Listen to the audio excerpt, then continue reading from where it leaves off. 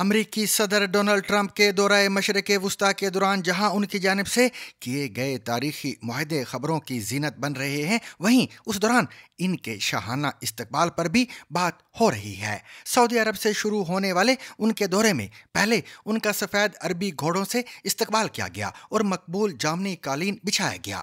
قطر آمد پر گھوڑوں کے ساتھ ساتھ اونٹوں کا اضافہ بھی کیا گیا اور محل لے جانے والے ان کے قافلے میں سائبر ٹرکس بھی موجود تھے۔ تاہم جب وہ متحدہ عرب امارات پہنچے تو وہاں ان کے استقبال کے لیے موجود سفید کپڑوں میں ملبوس مقامی لڑکیوں نے ایک مخصوص رقص کیا جو اکثر افراد نے اس سے پہلے نہیں دیکھ رکھا تھا۔ اس رقص کے دوران وہ اپنی لمبی زلفیں لہرا رہی ہیں اور اس دوران ٹرمپ ان کے بیچ سے ہو کر گزرتے ہیں۔ سوشل میڈیا پر جن صارفین نے یہ رقص پہلے کبھی نہیں دیکھا تھا وہ یہ سوال پوچھتے دکھائی دیے کہ یہ آخر ہے کیا۔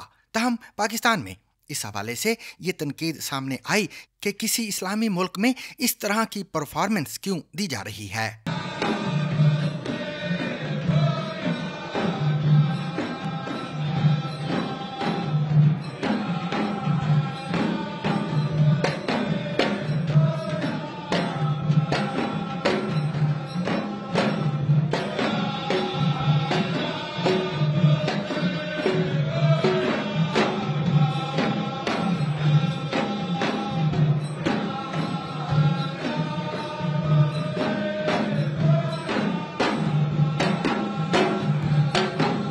ہم نے اس پرفارمنس کے بارے میں یونیسکو کی ویب سائٹ کے علاوہ متحدہ عرب امارات کے محکمہ ثقافت و سیاحت سے بھی معلومات حاصل کی ہیں۔ دراصل العیالہ شمال مغربی عمان اور UAE یعنی متحدہ عرب امارات میں پیش کی جانے والی ایک مقبول ثقافتی پرفارمنس ہے۔ العیالہ میں گنگنانے، دف بجانے کے علاوہ رقص بھی شامل ہوتا ہے اور اس میں جنگ کا منظر دکھانے کی کوشش کی جاتی ہے۔ یہ روایت عرب بدو قبائل کی ہے جو ایسا جنگ کے لیے اپنی تیاری یا کسی خوشی کے موقع پر کرتے تھے۔ تقریباً 20 آدمیوں پر مشتمل دو قطاریں ایک دوسرے کے آمنے سامنے ہوتی ہیں اور ان کے پاس بانس کی پتلی سوٹیاں ہوتی ہیں جو نیزوں یا تلواروں کے متبادل کے طور پر پکڑی جاتی ہیں۔